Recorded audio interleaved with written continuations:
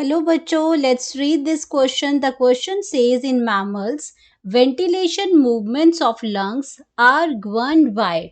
तो क्या कह रहे हैं कि जो मैमल्स के अंदर मतलब ह्यूमन बींग्स की बात हो रही है कि ये अपने जितने भी मैमल्स हैं हमारे दैट उसमें ह्यूमन बींग्स भी इंक्लूडेड हैं. तो इसमें ये जो वेंटिलेशन की प्रोसेस होती है लंग्स में, ये गवर्न्ड बाय मतलब ये किसकी हेल्प से होती है? मस्कुलर वॉल ऑफ लंग्स या इंटरकॉस्टल मसल से होती है या डायाफ्राम से होती है या फिर इसमें क्या प्रेजेंट होता है? डायाफ्राम भी होता है और इंटरकॉस्टल मसल्स भी होती हैं. तो यहाँ पे वेंटिलेशन के बारे वेंटिलेशन आपको बताया कि ब्रीदिंग की प्रोसेस के लिए बोला गया है. तो इन चार ऑप्शंस में हमें बताना है कि कौन सी चीजें जो हैं वो इसको कंट्रोल करती हैं, किसकी वजह से ये वेंटिलेशन प्रॉपरली होती है. तो हम बात करते हैं अपने की कॉन्सेप्ट की. इसमें की कॉन्सेप्ट है हमारा ventilation movement of lungs. Ventilation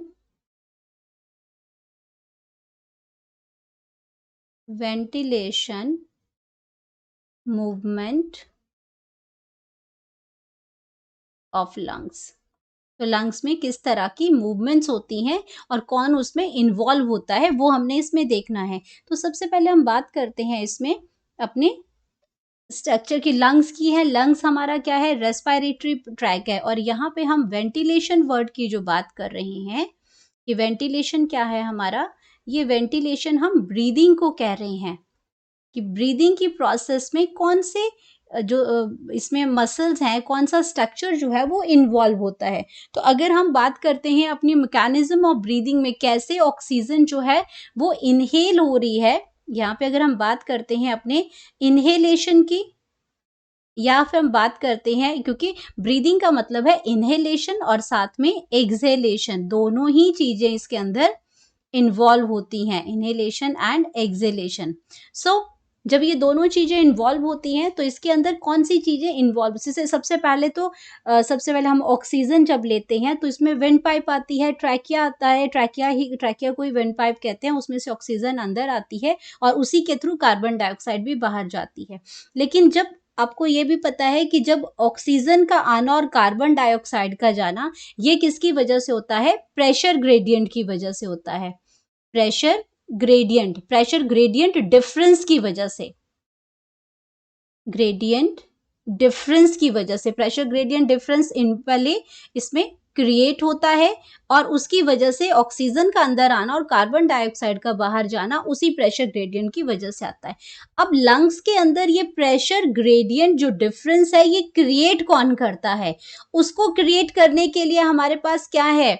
हमारे पास है डायाफ्राम, जो इसको क्या करता है? ये डिफरेंस जो है इन्वॉल्व करता है. तो इसके अंदर सबसे पहले जो मेन स्ट्रक्चर है जिसके ऊपर हमारे जो लंग्स जो हैं, हमारे अगर मैं लंग्स के स्ट्रक्चर यहाँ पे बनाऊं, ये हमारे लंग्स हैं, ये लाइज करते हैं ये डायाफ्राम है. ये जो डोम शेप्ड स्ट्रक्चर है, ये जो इस तरह से डोम शेप्ड का स्ट्रक्चर बना है, डोम शेप्ड स्ट्रक्चर है, ये डोम शेप्ड स्ट्रक्चर, इसको हम क्या बोलते हैं? डायाफ्राम बोलते हैं.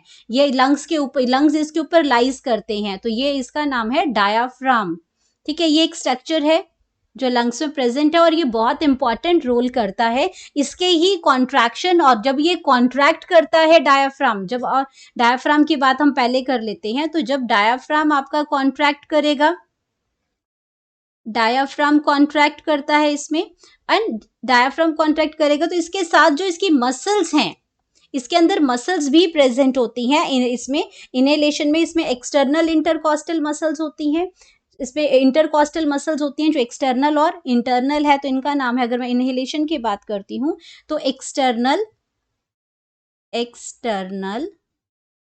इंटरकॉस्टल मसल है, इंटरकॉस्टल मसल है, इसके अंदर इंटरकॉस्टल मसल्स हैं.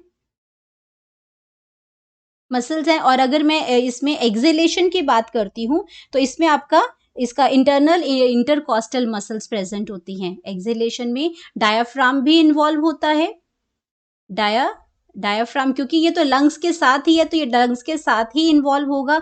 तो साथ में क्या है? ये डायाफ्राम है, ये भी इन्वॉल्व हो रहा है. साथ में इसमें मसल्स कौन सी हैं? Internal intercostal muscle, internal intercostal muscles, ये प्रेजेंट है इसके अंदर, राइट। तो ये जब ये क्या करते हैं, डायफ्राम कॉन्ट्रैक्ट करता है, तो ये क्या करती हैं, ये मसल्स जो हैं जब ये डायफ्राम कॉन्ट्रैक्ट करेगा, ये मसल्स भी क्या करेंगी, ये मसल्स भी कॉन्ट्रैक्ट करेंगी। ये मसल्स का काम क्या है, ये भी साथ में कॉन्ट्रैक्ट करेंगी। जब ये कॉन्ट्रैक्ट करेंगी तो ये आपका जो डॉम शेप जो ये डायाफ्राम है, ये आपका डाउनवर्ड मूव कर जाएगा। इस केस में डायाफ्राम क्या होगा, डाउनवर्ड में मूव करेगा और ये फ्लैट शेप का हो जाएगा, ठीक है। एंड इसके अंदर क्या करेगा, ये थोरैसिक जो वॉल्यूम है, जो थोरैसिक कैविटी मतलब जहां पे लंग्स प्रेजेंट होते हैं, वहां पे थोरैसिक जो प्रेशर है वो आपका क्या करेगा, वॉल्यूम इंक्रीज हो जाएगा। अगर मैं बात करती हूँ यहाँ पे, तो थोरैसिक जो वॉल्यूम है वो इंक्रीज हो जाएगा, वॉल्यूम इंक्रीज हो जाएगा। और अगर प्रेशर की बात करती हूं, तो प्रेशर जो है इसका वो डिक्रीज कर जाएगा। अगर प्रेशर डिक्रीज करेगा बॉडी के अंदर, तो एटमॉस्फेरिक प्रेशर से ऑक्सीजन जो है वो अंदर आ जाएगी। तो ये प्रेशर ग्रेडियंट क्या किया, ये क्रिएट किया किसने, डायाफ्राम ने, और इन मसल्स ने किया। सेम चीज अगर मैं एक्सेलेशन की बात करती हूं, तो यहाँ पे भी डायाफ्राम क्या करेगा, डायाफ्राम, इसमें आपका रिब्स भी आते हैं, इसमें आपके स्टर्नम आते हैं जो इन मसल्स के साथ कनेक्ट होते हैं। अगर मैं एक्सेलेशन की बात करती हूँ, तो डायाफ्राम हमारा क्या करेगा, डायाफ्राम हमारा रिलैक्स करेगा, इसमें मसल्स भी रिलैक्स करेंगी। और हमारे जो रिब्स और स्टर्नम है उसमें वो क्या, उसमें सेकेंड केस में हमारा क्या हो जाएगा कि वॉल्यूम होगा वो डिक्रीज हो जाएगा। वॉल्यूम क्या हो जाएगा, डिक्रीज हो जाएगा। इसमें थोरैसिक जो वॉल्यूम है वो डिक्रीज हो जाएगा। तो अगर वो उससे क्या होगा, प्रेशर इंक्रीज हो जाएगा। अगर प्रेशर इंक्रीज हो गया बॉडी का, तो इसमें क्या होगा, जो कार्बन डाइऑक्साइड है वो कार्बन डाइऑक्साइड बॉडी से बाहर निकलेगी एटमॉस्फेयर में। तो उससे भी क्या हो, प्रेशर ग्रेडियंट हुआ, तो एक्सेलेशन हुई, एक्सप्रेशन।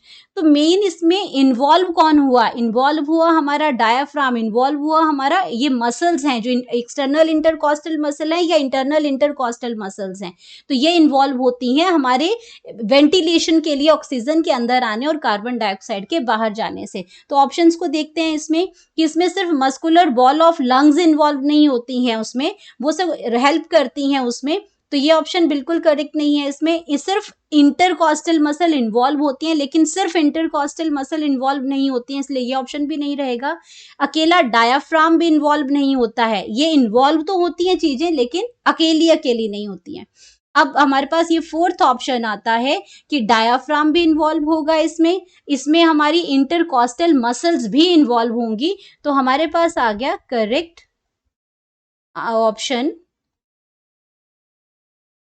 ये आ गया हमारे पास करेक्ट ऑप्शन इसमें, option number 4। Hope you understood it well. Best of luck, thank you.